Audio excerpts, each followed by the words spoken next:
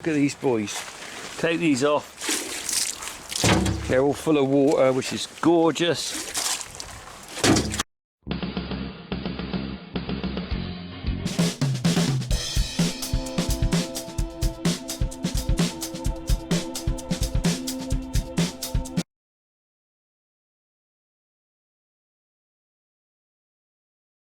Oh, well, I'm just driving down to move the fence for the cows because they're still out daytime. Oh, I just beat the horn.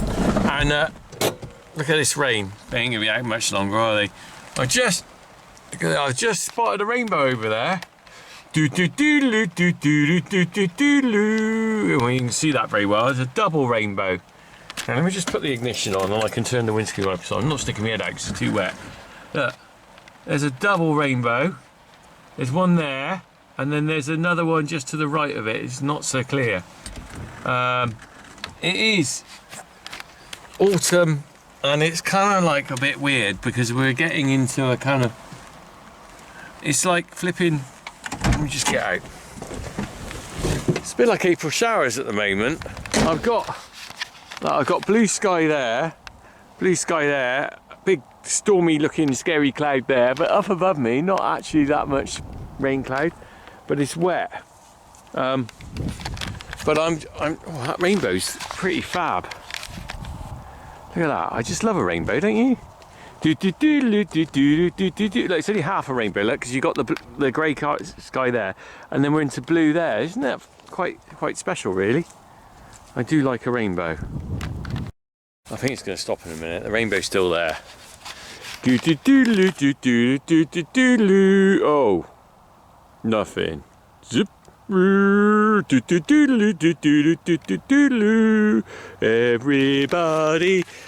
I don't know the rest of it. Likes a rainbow. That's 70s childhood for you. If you know what that is, you know that tune. Rainbow. What a pretty funny, weird program that was, wasn't it? Flipping heck. They had people dressed as a bear, a zippy thing. Some bloke who was hanging out with a bear and a zippy thing, and there's bungle, wasn't it? If you look back at it, it's actually really strange, but I guess it makes sense if you're 5 and you're watching it. Anyway, right, let me get back down. I'm going to drive on down there. I'm going to show you the grazing and talk a little bit about where we are with the clamp. All right. Driving on down. The rainbow's gone. I'm driving back down here. I'm moving the fence for tomorrow morning because what I'm finding now is that the cattle clocks, now the clocks have gone forward. No, back, isn't it? Spring forward, summer back, autumn back. Now the cows have got the clock's gone back. The cows want to come down here earlier, but they want to start heading back to the farm by sort of 2 o'clock. So they don't come down here to graze for that long. Oh, I got water on my lens. But I'll show you the grass I have got. I mean, just talk about that and the nutritional value and everything. Right, let's everybody out. Let me just clear this lens. Right, so you can see here, this is where the cows have been today, and they're not grazing it down very tight now. I think the nutritional value, certainly in the grass, isn't as good as it was. But also, I don't think they like it as much. They basically, look, so I've got, let me just turn this fencer off. I don't want to get a belt. Get a zap off that. Let me just go over here. So there's plenty of bite for the cows, but what they're doing is they're trimming the top off and then they're not eating it down tight.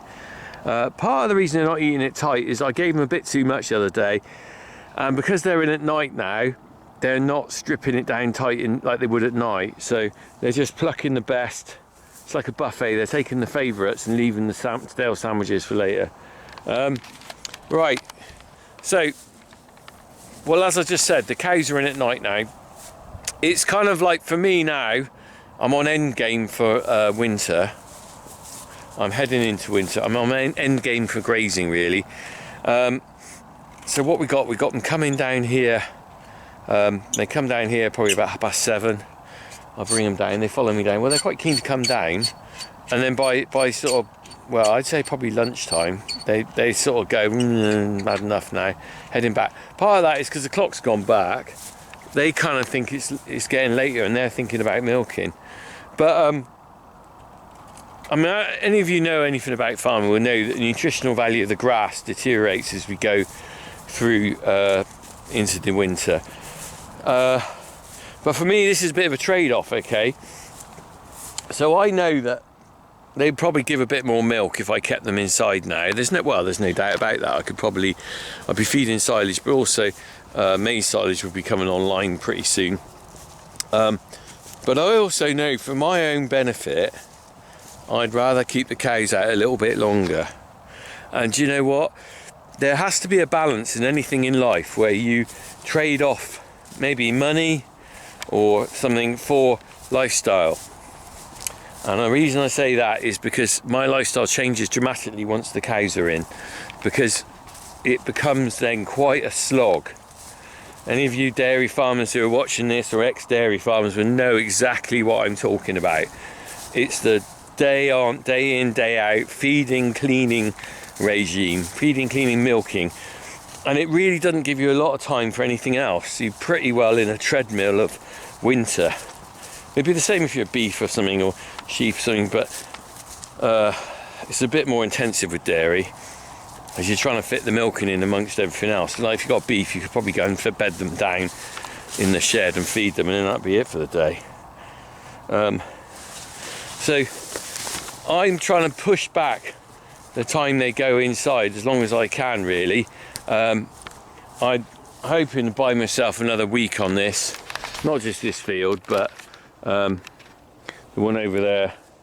Let me just undo this. Look at these lovely berries here. Look, the birds will love those.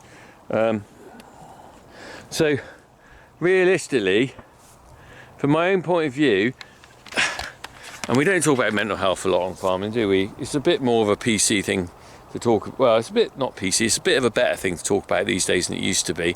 But for my mental health, I need to make sure that I can stay out in these fields as long as I can, because I don't deny it. I find the winter a struggle.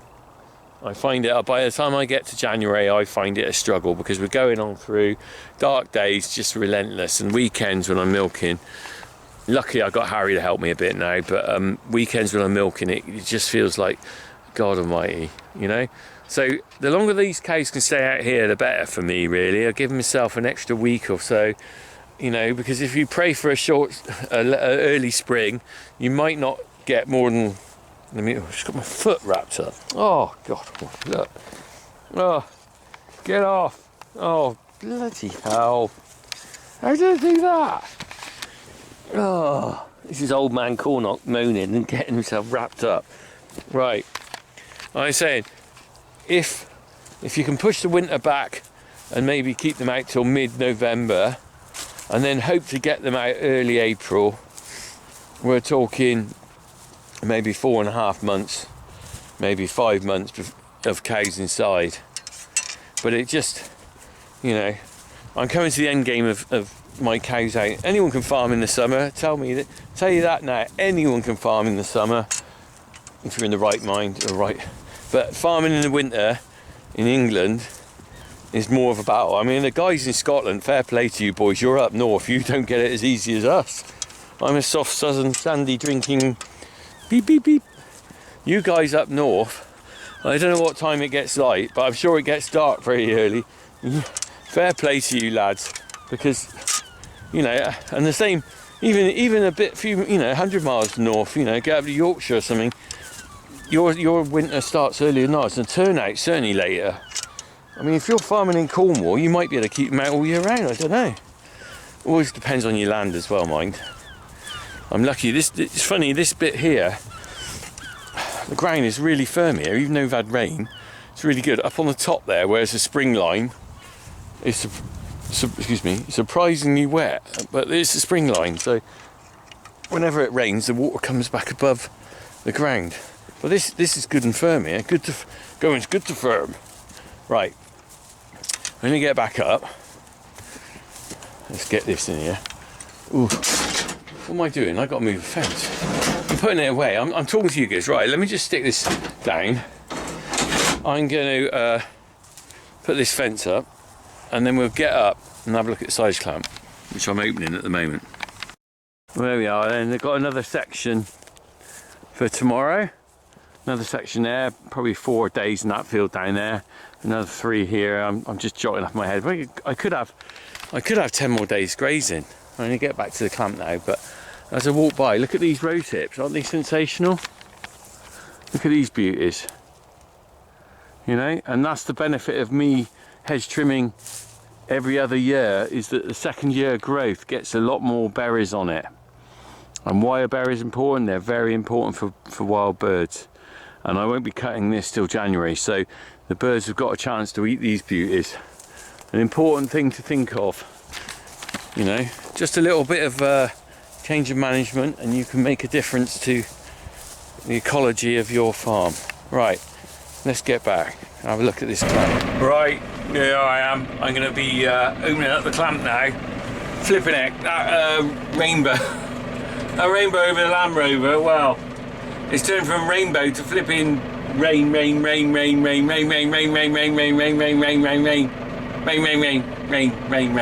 Again, now it's blooming chucking it down, look. I'm just, here I am. I don't really want to get out. Over there, it's some big black clouds. I think it'll go over. So what I'm going to do is, I've got the loader bucket on the tractor. I don't like wearing all this gear. You know, that's why another thing I like summer, you walk around in just t-shirt, it's nice. Unless you're my boys, they walk around in t-shirt and flipping shorts every day. Can you hear that rain now? Oh, stop! No! Enough! Enough rain! Right, I want it in the summer. I want it in the summer, I don't want it now. I ain't getting out yet. Right, let's turn this tractor off. I ain't getting out yet. Oh, I ain't. That's not very good at Queen's English, is it? I'm not getting out yet. Let's wait and have a chat. Right, give you an update on the piggies. So you saw my last video, I did the breakfast with Farmer P. That was after I picked up the last lot of pork from the butcher. So he made me, I think it's about 13 kilos of bacon. It's quite a lot of bacon. I had about 40 kilos of sausages made as well. And then I had a lot of roasting joints and some pork chops, a couple of hocks. And I kept it very simple this time. I don't want to go off and too complicated. I got some liver in the fridge, in the freezer. But other than that, I was kind of like going for what I really eat. There's no point being silly and just making stuff you're not going to eat. So bacon, sausages and roasting joints are really our main thing. And I can give you a total cost of those pigs to do. I'm not going to tell you how much the butchering was. If I tell you if I break the figures down, you'll know what the butchering cost. I don't want to say because it's between me and Mike really. But the total cost for those 2 pigs was 550 quid. So it was an expensive thing to do. And looking at the costings, I've worked it all out. So the added value with the bacon and sausages means if I had to go in and buy them in the butchers, they probably, if I took them at the cost of what he would sell them for, that probably covered the cost of everything, which left me with the roasting joints and stuff left. Now I don't know what the weight of that is and what they are worth. Fair amount of roasting joints and chops and stuff, but economically it works out as a very expensive thing to do. And realistically, if I was going to do it to make money, I don't think it would work really, because the amount you're going to make on what you got left over doesn't justify the effort. Isn't that the way of farming though, really? I mean, realistically, I think, you know, if I look at all the time spent on it, I didn't include my time, I didn't include the cost of the bedding really. You know, it wouldn't cover that time, the money you'd make off the meat you sold. So I don't know, Harry wants to do more pigs. You know, realistically, you could end up with a lot of work. I can't sell, you know, Harry can't sell that pork really more than the premium that you'd probably sell from the butcher. So it's not like I can go, right, okay, it's 20 quid a kilo to make yourself a decent profit, because you're not going to, no one's going to pay that. And this is the nature of pig keeping. If you notice, there's not that many people who keep pigs, and everyone I know who keeps pigs doesn't make any money out of it. Having said that, it was not about the money on this exercise. It was about a project that the kids would understand, and for you guys as well, to see where the meat comes from. And to be honest, we have got some cracking pork in our freezer.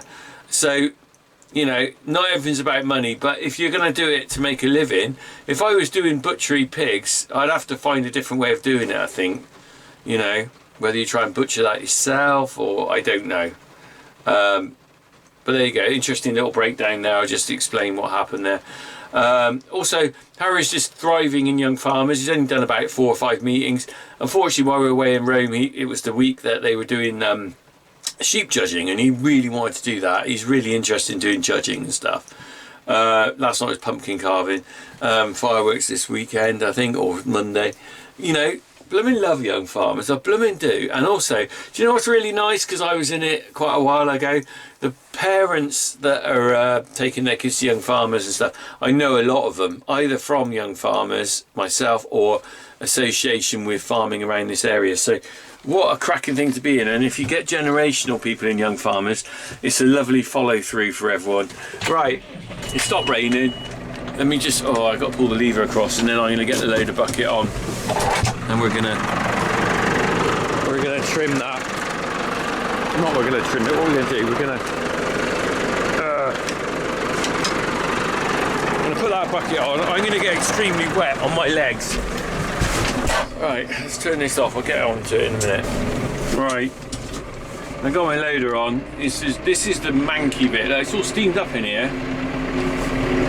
Right, it's always the worst bit, is really opening up the clamp. As you probably know, we're probably one of the very few people doing self-feed silage to dairy cows. Only works on a small scale. You know, I'm not going to apologise for not doing rocket science farming. We're basic. We feed self-feed silage. We put raisin ring feeders with a bit of protein. We don't try and win awards. What we do is try and still be here, and we are still here after I've seen many amazing farms fold and go. So there you go. Right, and a lot of it not through their own fault really. I mean, the regs and pressure on dairy farming, as you probably are well aware, is massive. And there's what, I think there's 7,000 of us now. When I was sort of younger, there was 20,000 dairy farmers in England or UK. Where are we going? I don't know. Where are we going? Right, let's have a look what we got here. Oh. Right. So I reckon I need to get a line across there, because I'm going to need to cut back the sheep quite a bit. You can see why I put tyres on the front though, can't you? Because it's all wet, and if that was straw bales like I've got up there, it wouldn't work. So it's not rocket science. Look at these boys. Take these off. They're all full of water, which is gorgeous. Very lucky to have a roof on our clamp actually, because not everyone's got a roof on their clamp. It makes a big difference. It makes life easy. If you're doing a job like this, it does anyway, because you can keep stuff on it. Look, I've got the bed in there. We use straw, as you know. I can chuck the bales over there for bedding, and it's not a problem because they're not going to get wet. Look at these. These are really old. They're all perished. Good year. Bad year, good year. It's been a good year. Has it been a good year on this farm? I think it's not been too bad. Worked out right in the end.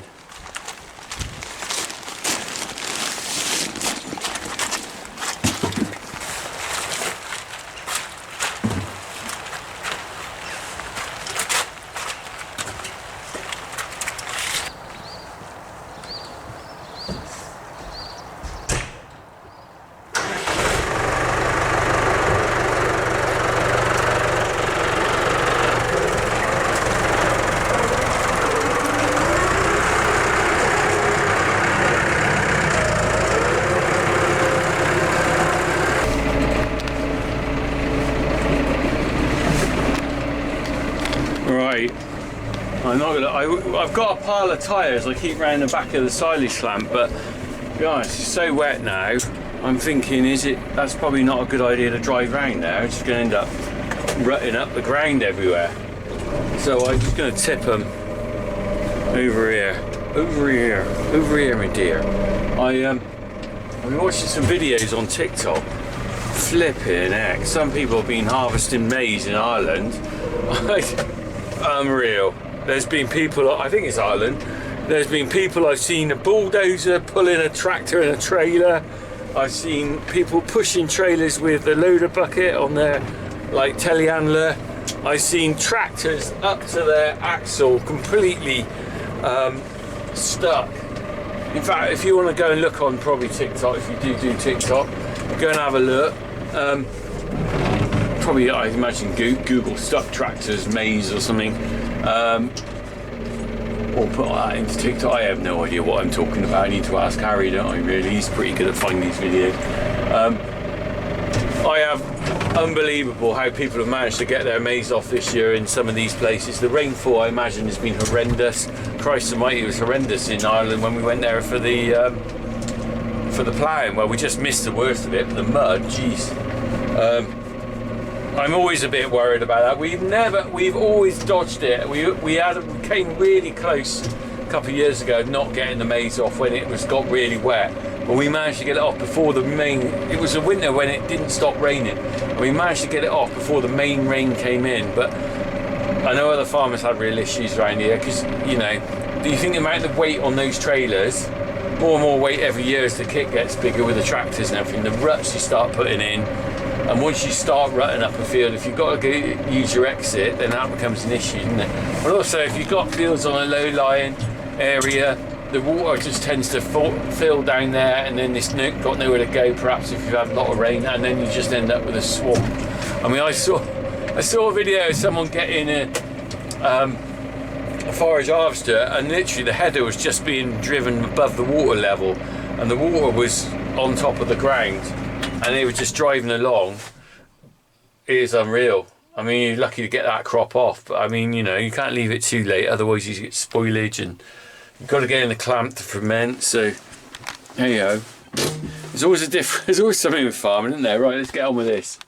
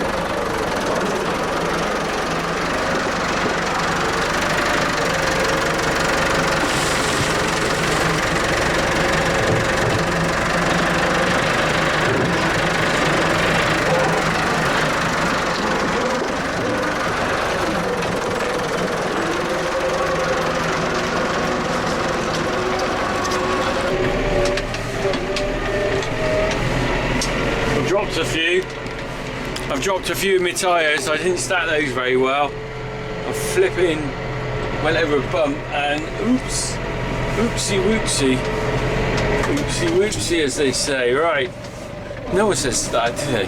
As they say, no one says oopsie whoopsie. Did anyone say oopsie whoopsie except me? Oh dear. What's the most funniest, strangest saying you've ever heard? I'd love to know. If you have a strange saying, oh, what's that down there? Tractor driving along.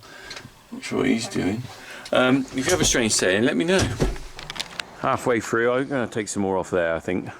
I need to go back. These are all going to flip and slide down by tomorrow. I bet you there'll be carnage down here tomorrow. These will all slide off, but I'm still, let's get going on the wet stuff first, all right?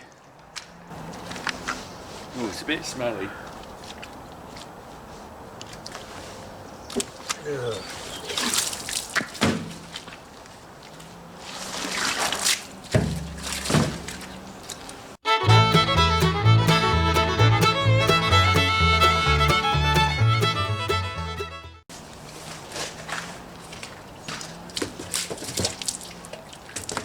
That's enough.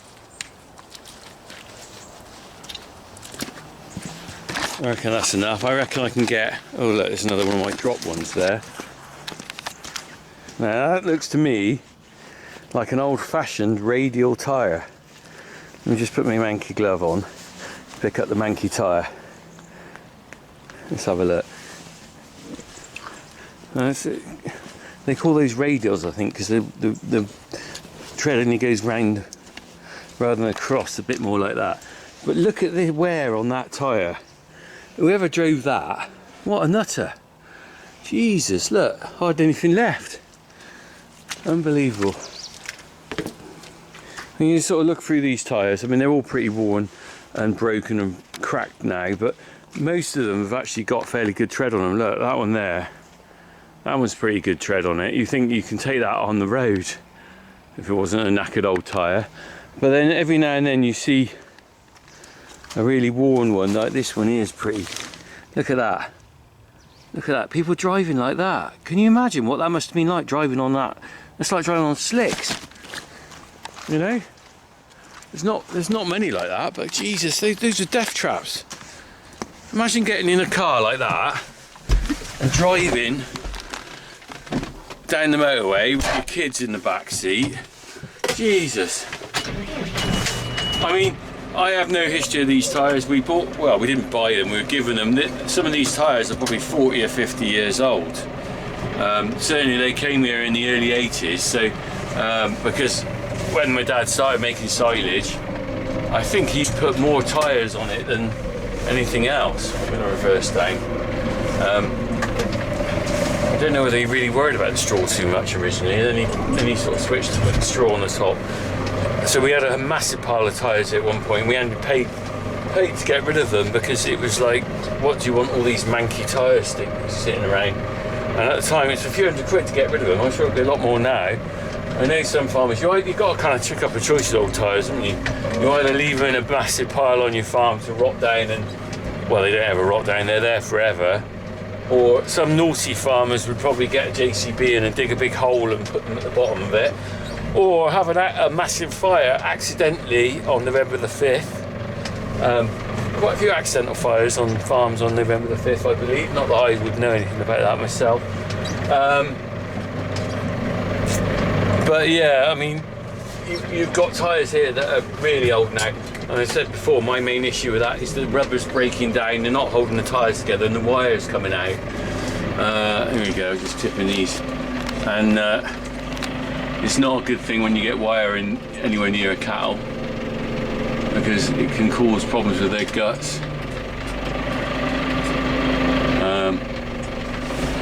Horrible things, old tyres, aren't they?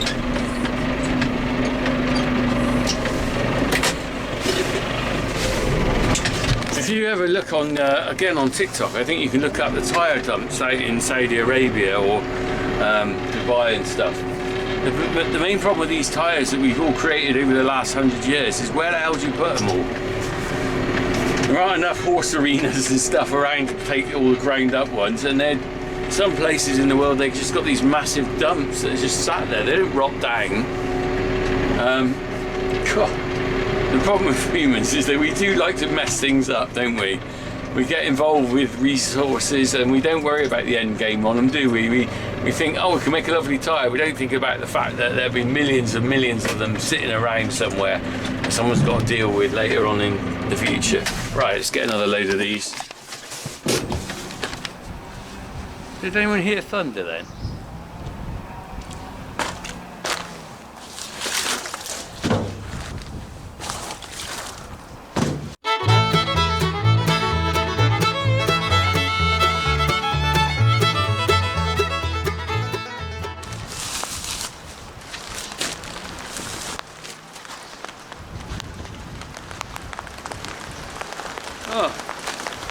Here comes the rain again. Oh, jeez.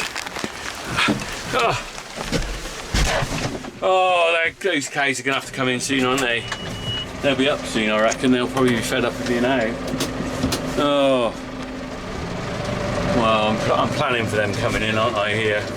It's not like I'm not doing anything about it. It's just a case of getting on top of the jobs. Like I said before, either this video or the other video, the problem with going away on holiday and my brother having a bit of a break as well is that you store up all the jobs. I should have cleared this clamp last week while I was away. TB testing put us back. I had to laugh. Someone had to go at me for going on holiday to Rome with the kids, saying, oh, you know, some of you can't even afford to go on holiday and stuff, and will give me some jip. And I just thought, it made me really angry actually. I don't like writing rude stuff on Facebook, but I did reply, not on Facebook, on YouTube. I did reply quite snottily, because the thing is, here I am now, look at me. You know, I'm not like any other farmer, I'm not different from any other farmer, mine, but here I am in the horrendous weather, getting covered in silage, smelly water. I've got 6 months of winter in front of me, probably, or 5 months. I'm up at 5:30. I work weekends. I'll be working Christmas Day. If I don't deserve a holiday, who does? You know, and to be honest, we did blow the budget of going to Rome, but I'm flipping glad I spent every penny. It was worth it for me to spend time with my kids, not be at work, and just have a good time. And flipping it, I'm not going to apologise for that. And I said that in the reply actually. I said I'm not apologising for taking my kids abroad.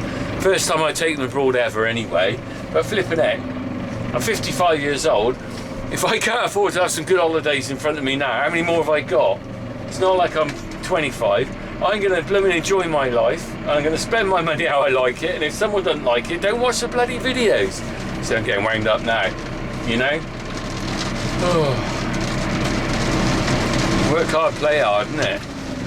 And do you know what? If ever there's anything wrong with this country, and I love this country, it's the people that complain about other people with money. Because I see it time and time again. As soon as anyone gets any cash or does spend something, people have a go at them, and you think, well, Christ, they might have worked all their life for that money. I don't mean the playboy flipping dicks who, you know, mum and dad give them a load of cash and they've never got out of bed in their life. I mean the ones who worked hard and you know, got somewhere in life. You know, if you work and graft and get on with life, fair play to you, I say. You know, as long as you look after people and you respect people, that's the main thing. Don't be a dick. You know, don't be a dick. Just get that on a t-shirt. Don't be a dick. Right. Oh, I've got a wet dick in it. I am a dick, aren't I? I'm Rich Cornock, Dickie Cornock. And I am going to be a wet dick in a minute because it's blooming horrible out there again. Look, can you see that? It's dripping off the tractor roof. Oh, right. I'll tell you what, I'm going to sit here and I'm going to say this is part 1, because part 2 tomorrow we're going to actually open that clamp, because it's lunchtime now and I'm going to get inside. It's time to go home. We'll see you again in part 2 tomorrow. If you tune in tomorrow, you'll see me opening that clamp and get that sheet off. Alright, crack on.